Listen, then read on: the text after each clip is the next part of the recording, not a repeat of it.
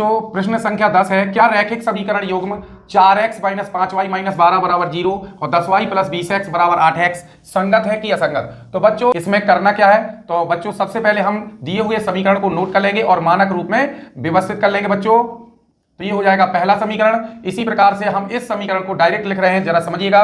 8x को इस तरफ लाइएगा, तो चलिए या तो 8x या तो इनको इस तरफ ले जाइए या फिर इनको इस तरफ ले आइए, इसमें कोई प्रॉब्लम नहीं है। तो माइनस का बच्चों हो जाएगा 8x इस तरफ लाने पर LHS साइड में, और प्लस का दिया होगा कितना बच्चों 10y और प्लस का है 20, तो बराबर क्या बचेगा 0। ठीक है, अगर हम इन स्टेप को y और अचर संख्या को उस तरफ ले जाते तो ये ऋणात्मक होते, यहां 0। ठीक है, इसमें कोई प्रॉब्लम नहीं है। तो अब देखिएगा बच्चों समीकरण एक से हाँ, जिन बच्चों को लिखना है एक बार फिर देखिए। अगर तुलना करना है तो दिए हुए समीकरण की तुलना आप व्यापक या मानक रूप से करेंगे। तो पहले समीकरण की तुलना कैसे करेंगे, a1x plus b1y plus c1 बराबर 0।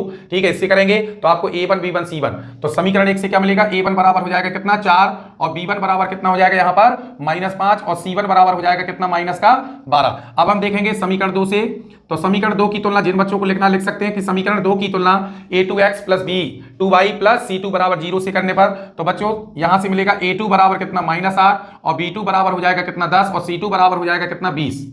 ठीक है, अब हम क्या करेंगे, चूंकि हमें संगत और असंगत यहां पर ध्यान दीजिएगा, इन दो में से एक बताना है क्या आएगा। तो इसके लिए भी हमें क्या करना पड़ेगा बच्चों, अनुपात ज्ञात करके उनकी तुलना करनी पड़ेगी कि तुलनात्मक उसका ठीक है किस प्रकार से निष्कर्ष आता है। तो a1 बटे a2, तो ये हो जाएगा बच्चों 4 बटे -8, तो 4 एकम 4, 4 दूनी 8, तो माइनस का 1 बटे 2 हमें यहां से मिलेगा। और b1 बटे b2 देखते हैं बच्चों, तो यहां से माइनस का 5 बटे 10 हो जाएगा, तो 5 एकम 5, 5 दूनी 10, तो माइनस 1 बटे 2। चलिए दो तो समान हो गए। अब देखते हैं जरा इसको भी। ठीक है, तो तीसरा अनुपात हो जाएगा बच्चों c1 बटे c2, तो c1 कितना माइनस का 12 और बटे 20, तो यहाँ 4 से ये कट जाएगा, 4 3 12 और 4 5 20, तो यहाँ से मिलेगा माइनस का 3 बटे 5। तो जैसा कि आप देख रहे हैं इन अनुपातों को, तो दो शुरू के दो अनुपात तो समान है लेकिन तीसरा इनके समान नहीं है। तो हम यहाँ पर इसको स्पष्ट कर लेंगे कि चूंकि a1 बटे a2 बराबर है b1 बटे b2 के, बराबर है b1 बटे b2 के, और बराबर नहीं है किसके, c1 बटे c2 के। तो आप जैसा निष्कर्ष, तो ये बच्चों ये जो प्रतिबंध होता है ये समांतर रेखाओं को निरूपित करता है।